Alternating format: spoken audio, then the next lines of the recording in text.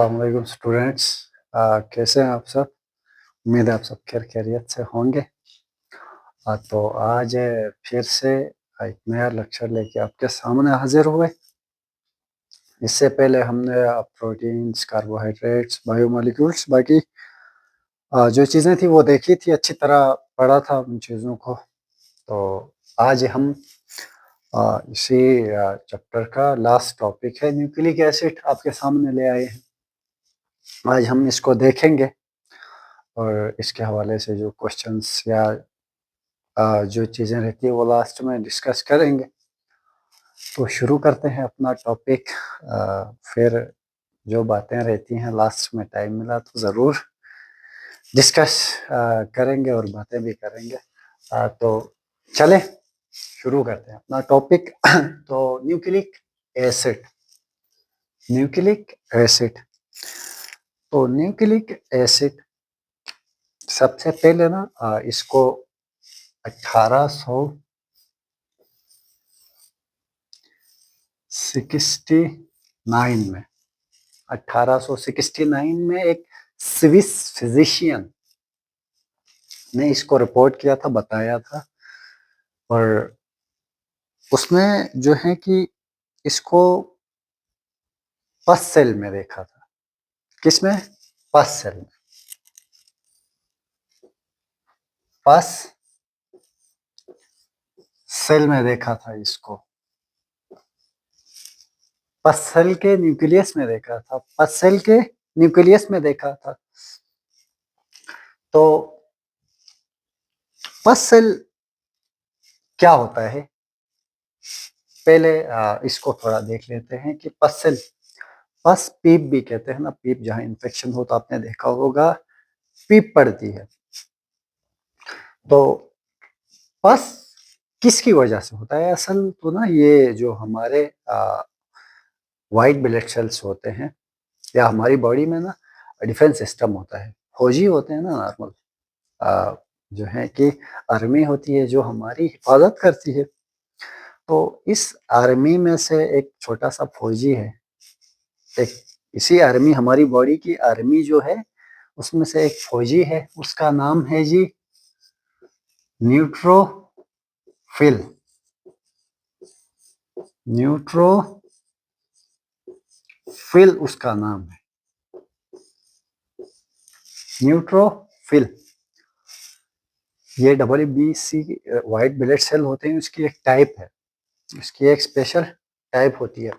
जब भी इन्फेक्शन होती है या बैक्टीरिया वगैरह आता है या कोई पैथोजन आता है बाहर से, तो ये बेचारा फौजी उधर अपना गन लेके हाजिर हो जाता है, अपना गन लेके हाजिर हो जाता है और उसको किल कर देता है। किल करने के बाद ये बेचारा, इसकी अच्छी कहानी ये है कि ये खुद भी मर जाता है। ये खुद भी मर जाता है किल करने के बाद ना, उसको भी मार देता है, खुद भी मर जाता है, खुद भी नहीं बचता है। तो ये न्यूट्रोफिल से जहाँ जिस इन्फेक्शन पे किल कर रहे हैं, पैथोजन को किल करने के बाद खुद मर जाते हैं, तो इनकी वजह से उधर क्या पड़ता है? पस पड़ता है। ये पस एक्चुअल इनकी वजह से पड़ता है। तो 1969 में पस सेल में जो है कि ना, उस फिजिशियन ने उसके न्यूक्लियस में देखा, किसको? न्यूक्लिक एसिड को। देखने के बाद उसने देखा, इसको कंपेयर किया प्रोटीन और लिपिड्स के साथ, कार्बोहाइड्रेट के साथ या इनके दूसरे बायोमॉलिक्यूल के साथ उसने कंपेयर किया। तो बिल्कुल उन्होंने वो जो है प्रॉपर्टीज और स्ट्रक्चर्स या कंपोजिशन बिल्कुल मैच नहीं हुई उनके साथ। तो ये नॉवल टाइप था, नॉवल टाइप था। मतलब नॉवल टाइप मतलब कि बिल्कुल न्यू था, अजीब सा। मतलब पहले ना प्रोटीन और उनसे उनकी जो है कि ना इसकी प्रॉपर्टी बिल्कुल उससे उनसे डिफरेंट थी। तो फिर जो है कि इसने इसका नाम न्यूक्लियन दिया। क्या? न्यूक्लियन,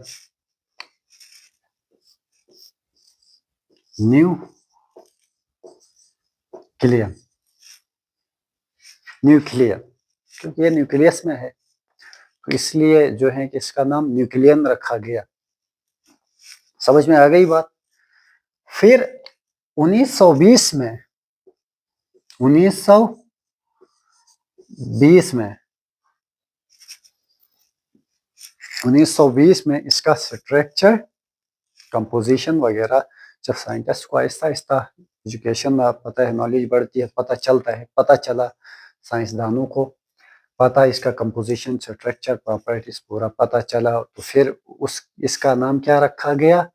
न्यूक्लिक एसिड रखा गया। फिर इसको न्यूक्लिक एसिड नाम दिया, न्यूक्लिक एसिड नाम दिया। समझ में आ गई बात? 1969 में पस सेल के न्यूक्लियस में पाया था। पस क्या होता है? न्यूट्रोफिल्स के मरने की, या ये किल करके, मतलब जरासीम को किल करके उसको भी मार देते हैं, खुद भी मर जाते हैं। न तेरी हकायत सोज है, वो वाली इसकी बात है कि ये भी बेचारा फना हो जाता है। समझ में आ गई बात? तो अब न्यूक्लिक एसिड की टाइप्स को देखते हैं। न्यूक्लिक एसिड की टाइप्स को देखते हैं। न्यूक्लिक एसिड की टाइप्स को, वैसे इसको एक इस टर्म को भी याद रखें ना, न्यूक्लियस से रिलेटेड हो गया, और एसिड क्योंकि इसके स्ट्रक्चर में ना, जब हम आगे स्ट्रक्चर इसका पढ़ेंगे तो इसके स्ट्रक्चर में फास्फोरिक एसिड पाया जाता है, H3PO4 पाया जाता है, फास्फोरिक एसिड। तो वो एसिडिक होता है, एसिडिक। तो इस वजह से इसको न्यूक्लिक एसिड कहते हैं। फास्फोरिक एसिड की वजह से क्या, इसका जो है कि क्योंकि फास्फोरिक एसिड भी है, तो मतलब इसका पूरा स्ट्रक्चर में फॉस्फेट है, मतलब एसिड है, इसी वजह से इसको न्यूक्लिक एसिड कहते हैं। तो इसकी दो टाइप्स हैं। एक का नाम है डीएनए। सर ये तो हम जानते भी हैं, पढ़ा भी। हाँ बच्चों, अब जानते हो, मुझे पता है। और एक है आरएनए। आरएनए। अब डीएनए क्या है, आरएनए क्या है? हाँ सिंपल मैं समझा दूं, बाकी जो है एक्सप्लेन से, इससे पहले लेक्चर्स में इसको पढ़ा है। तो बच्चों, डीएनए को डीऑक्सी न्यूक्लिक एसिड कहते हैं। डीऑक्सी राइबो न्यूक्लिक एसिड भी कहते हैं, और आरएनए को राइबो न्यूक्लिक एसिड भी कहते हैं। Ribo nucleic acid. समझ में आ गई बात? अब इसको deoxy ribo nucleic acid, deoxy के जो है कि क्यों कहते हैं, तो इसका जो स्ट्रक्चर होता है ना, राइबो शुगर होता है, डीऑक्सी राइबो 5 कार्बन को कहते हैं ना, इसको कहते हैं इस तरह का ना एक स्ट्रक्चर होता है।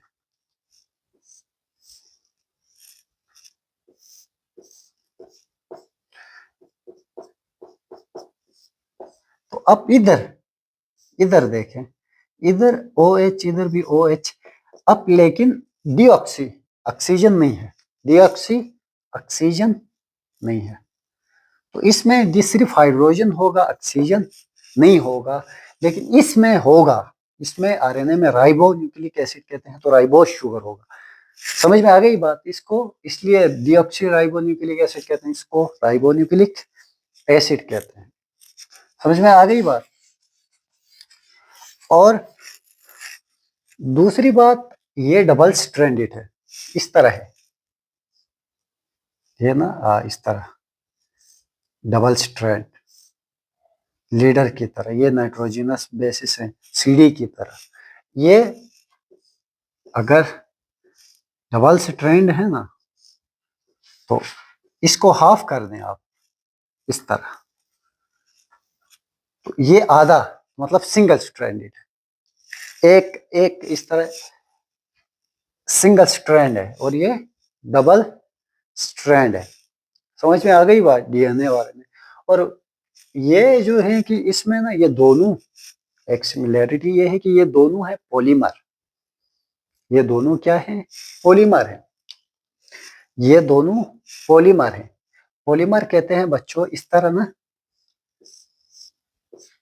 एक चेन को या दीवार को, इस तरह की दीवार को। अब ये दीवार एक पूरी सी चेन समझे या दीवार कह दें, मतलब एक पूरी सी दीवार है ये या दीवार है। अब ये दीवार किस चीज से बनी है? ब्लॉक से मिलकर बनती है कि कोई भी दीवार ब्लॉक से मिलकर बनती होती। अब इसके एक ब्लॉक को ना एक ब्लॉक को एक जो ब्लॉक है ना ब्लॉक, इसको कहते हैं मोनोमर। मोनोमर कहते हैं। समझ में आ गई बात? एक को मोनोमर कहते हैं, पूरी ब्लॉक को पॉलीमर कहते हैं। पॉलीमर कहते हैं। तो डीएनए और आरएनए दोनों पॉलीमर है। दोनों क्या है? पॉलीमर है। जो किस चीज से मिलके बने हैं? मोनोमर। और इधर मोनोमर कौन सा है? न्यूक्लियोटाइड है। न्यूक्लियोटाइड है। समझ में आ गई बात? ये न्यूक्लियोटाइड मिलके पूरा चेन बनाता है जिसे पॉलीमर या राइबोन्यूक्लिक एसिड या डीएनए कहते हैं। कोई मुश्किल है? तो अब जो है कि एक दूसरी चीज ना, ये न्यूक्लियोटाइड हर चीज का बेसिक यूनिट होता है। डीएनए का बेसिक यूनिट न्यूक्लियोटाइड है। जिस तरह सेल की बेसिक यूनिट सॉरी बॉडी की बेसिक यूनिट सेल है, और नर्वस सिस्टम जो हमारा दिमाग वगैरह है स्पाइनल कार्ड, तो उसका बेसिक यूनिट न्यूरॉन है। इसी तरह जो है कि ये रूम का मैं कह दूं कि इसका बेसिक यूनिट बता दें तो ऐसा नहीं कहना कि पीछे बोर्ड लगा है ये बेसिक यूनिट है, फिर जो है कि इसके वॉल्स बेसिक यूनिट है, ये नहीं। जो ब्लॉक है, ब्लॉक ब्लॉक मिलके जो है कि पूरी दीवार बनाते हैं ना, ये पूरी एक दीवार, तो ये ब्लॉक से मिलके बना होता है। तो ये ब्लॉक जो एक ब्लॉक है ये क्या है? मोनोमर या न्यूक्लियोटाइड ही समझे। समझ में आ गई बात? फिर यही ब्लॉक मिलके जो दीवार बनाते हैं, इस दीवार को क्या कहते हैं? इस दीवार को क्या कहते हैं? पॉलीमर कहते हैं। समझ में आ गई बात? मिटा दूं इस चीज को। तो ये पॉलीमर है, ये दोनों पॉलीमर हैं। किस चीज से मिलके बने होते हैं? न्यूक्लियोटाइड से मिलके बने होते हैं।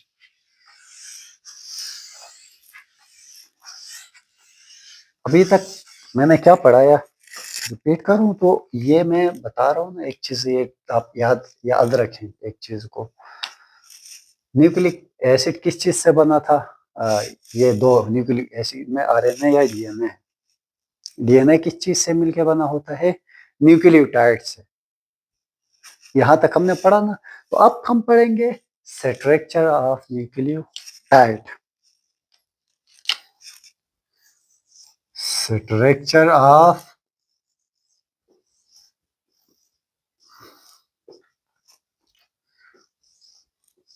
Structure of nucleotide.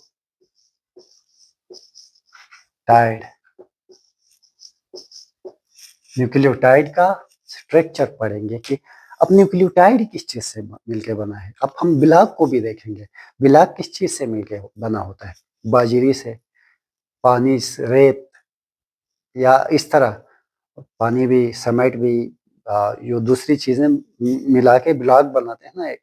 तो हम भी इसी न्यूक्लियोटाइड की कंपोजिशन पढ़ेंगे। सेम इसी तरह की न्यूक्लियोटाइड किस चीज से मिलके बना होता है?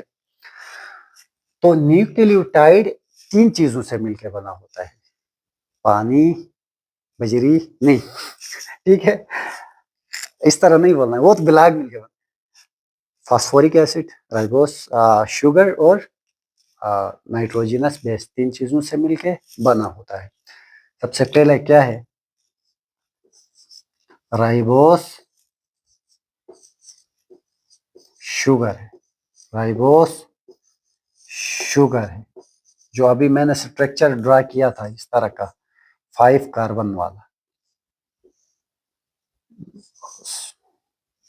Sorry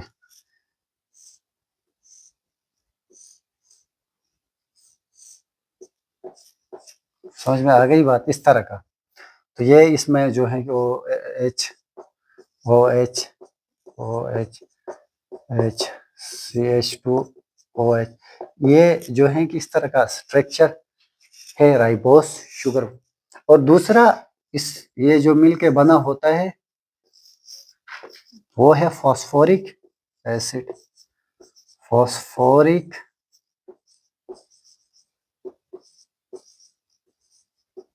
acid. और फॉस्फोरिक एसिड तो ये है,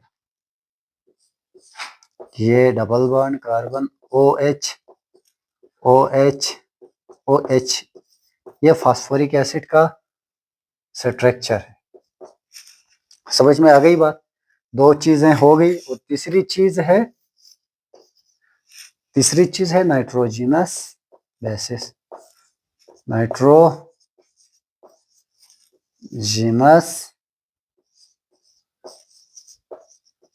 बेसिस से मिलके बना होता है, नाइट्रोजिनस बेसिस से मिलके बना होता है। तीन चीजें हो गई, फास्फोरिक एसिड भी पड़ा, अब रह गई नाइट्रोजिनस बेसिस। नाइट्रोजिनस बेसिस, इन सबको मिक्स करके हम क्या बनाने वाले हैं, न्यूक्लियोटाइड बनाने वाले हैं। अब पहले नाइट्रोजिनस बेसिस को देखेंगे, नाइट्रोजिनस बेसिस क्या होती हैं, समझ में आ गई बात। तो अब में हम थोड़ा नाइट्रोजिनस बेसिस को देखेंगे।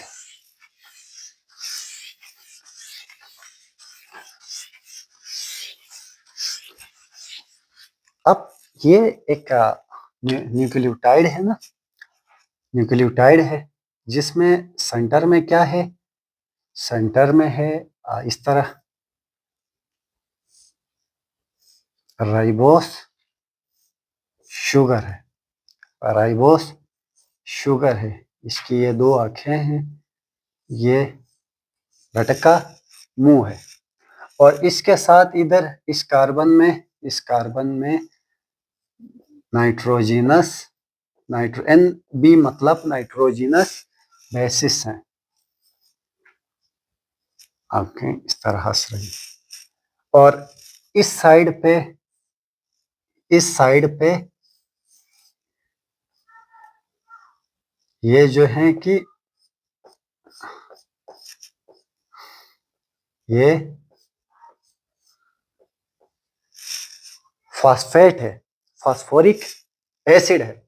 ये किसका, न्यूक्लियोटाइड का स्ट्रक्चर था। तो हमने ये दो चीजें पढ़ी, तीसरी ये नाइट्रोजिनस बेसिस के बारे में पढ़ने वाले हैं। ये दो तो हमने पढ़ा ना, फॉस्फोरिक एसिड भी पढ़ा, ये भी पढ़ा। अब ये पढ़ने वाले हैं नाइट्रोजिनस बेसिस,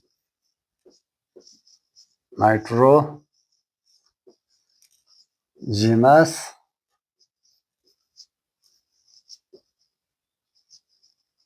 बेसिस पढ़ेंगे। अब नाइट्रोजिनस बेसिस कितनी तरह की होती हैं, दो तरह की होती हैं। एक का नाम है प्यूरिन, एक का नाम है पाइरामिडीन। एक का क्या नाम है, प्यूरिन, और दूसरे का नाम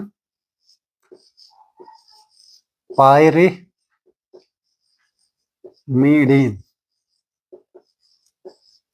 प्यूरिन है, पाइरामिडीन है। समझ में आ गई बात। अब प्यूरिन जो है कि ना, ये नाइट्रोजिनस बेसिस एक्चुअल है कि साइक्लिक रिंग्स हैं, इस तरह जिस तरह बेंजीन का स्ट्रक्चर आपने देखा हो ना, इस तरह।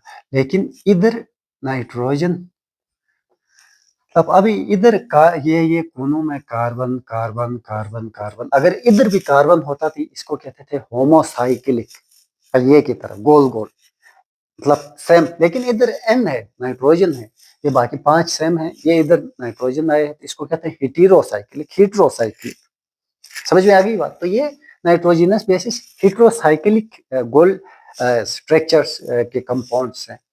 तो अब प्यूरिन और पायरिमिडीन, प्यूरिन है सिंगल सिंगल जो है कि इसमें ना सिंगल साइक्लिक स्ट्रक्चर होता है, समझ में आ गई बात। और पायरिमिडीन ये सिंगल रिंग होता है, इसमें आप याद रखें प्यूरिन में सिंगल रिंग होता है। क्या होता है? Single ring. ये रिंग ऊपर जो बनाए है ना इस तरह, एक रिंग होगा, इसमें डबल रिंग होंगे, इसमें डबल रिंग, डबल रिंग। अब देखें ये बड़ा है, ये प्यूरिन छोटा है तो एक रिंग, ये पायरिमिडीन इतना है तो इस तरह दो रिंग इसके साथ जुड़े हैं, दो रिंग है, ये एक रिंग है। समझ में आ गई बात। अब इसके अंदर जो है कि फिर इसकी टाइप्स हैं, पायरिमिडीन में आती हैं, पायरिमिडीन में आती हैं साइटोसिन, साइटोसिन, थाइमीन, ये दो आती हैं। और एक तीसरी है वो मैं आप बता देता हूं आपको वो बाद में पहले। और इसमें गवानीन और एडेनिन, गवानीन और एडेनिन, गवानीन और एडेनिन। अब इसमें एक आता है यूरेसल, यूरेसल, यूरेसल जो है ना आरएनए में होता है, यूरेसल के थाइमिन और उसकी जगह ना यूरेसल आता है, लेकिन यूरेसल डीएनए में आपको नहीं मिलेगा। समझ में आ गई बात। और ये गवानीन किसके साथ बांड बनाती है? गवर्नमेंट कॉलेज के साथ, याद रखें, एटी के साथ, एडेनिन थाइमिन के साथ हमेशा आपको जुड़ी हुई नजर आएगी। समझ में आ गई बात। तो नाइट्रोजिनस बेसिस हमने पढ़ा, क्या थे? Cyclic rings, purine single, pyrimidine double ring, और इसमें दो गवानीन और एडेनिन, और इसमें साइटोसिन, थाइमिन, यूरेसल, यूरेसल। इसको सीटी स्कैन, सीटी से भी याद कर सकते हैं, सीटी, सीटी, और सीयूटी कट, इस तरह भी याद कर सकते हैं, ये ट्रिक है, सीयूटी कट, सीयूटी कट, ठीक है। तो ये इसको आप याद कर सकते हैं इसके साथ। तो ये नाइट्रोजिनस बेसिस हैं। अब ये सारा, ये तीनों मिलके क्या बनाते हैं? न्यूक्लियोटाइड, ये न्यूक्लियोटाइड। अब अगर ये ना ये गंजू, अगर ये न्यूक्लियोटाइड में ये फॉस्फेट नहीं जुड़ा है, सिर्फ नाइट्रोजिनस बेसिस और ये दोनों जुड़े हो ना, तो इसको कहते हैं न्यूक्लियोसाइड, इसको कहते हैं न्यूक्लियोसाइड। समझ में आ गई बात। सिर्फ नाइट्रोजिनस बेस और राइबोस शुगर हो ना न्यूक्लियोसाइड में, राइबोस शुगर हो और प्लस नाइट्रोजिनस बेस हो, तो इसको हम कहते हैं न्यूक्लियोसाइड। समझ में आ गई बात। अगर इसी के साथ ये लगा दें, ये वाला जिसके अभी हमने बाल बनाए थे, इस तरह, इस तरह, ये इसके आंख भी बड़ी बना दें, बड़ा खुश है। ये फॉस्फेट है, ठीक है। ये क्या है? फॉस्फेट। ये क्या है? फॉस्फेट है, फॉस्फोरिक एसिड। एक लगा दें तो हम इसको कहते हैं, एक लगा दें तो न्यूक्लियोसाइड मोनोफॉस्फेट कहते हैं। फिर क्या? अब ये क्या बन गया? अब ये बन गया जी, अब ये बन गया जी न्यूक्लियोसाइड साइड मोनोफॉस्फेट। समझ में आ गई बात? अगर इसी को ना, इसी के साथ अगर दो जोड़ दे, एक और जोड़ दे, एक और इस तरह इधर साइड में, एक और इसका दोस्त इधर ले आए, बड़ी आंख वाला जो बड़े खुश हैं, ठीक है, इनको ले आए हैं, तो फिर अब दो आ गए ना, तो अब हो, पहले क्या था, मोनोफॉस्फेट था, अब न्यूक्लियोसाइड डाइफॉस्फेट होगा, न्यूक्लियोसाइड डाइफॉस्फेट होगा। लिखूं इसको? अब इसको क्या कहेंगे, ये सारे को न्यूक्लियोसाइड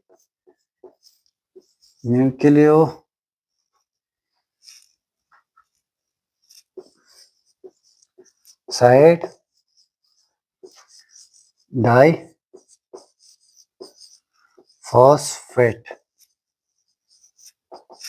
अगर तीन आ गया तो न्यूक्लियोसाइड ट्राइफॉस्फेट। तो ये बेसिक तीन जुड़ते हैं, उसके बाद ये एक स्ट्रक्चर है न्यूक्लियोटाइड का। समझ में आ गई बात? मिटा दो इस चीज को, ये समझ में आ गया ना?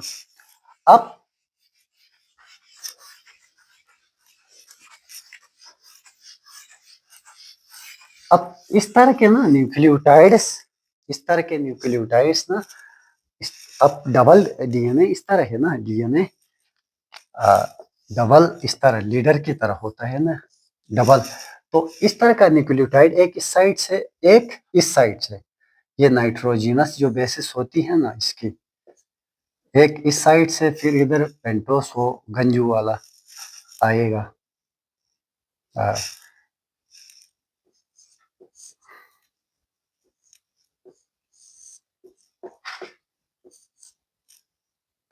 और इधर फास्फोरिक एसिड,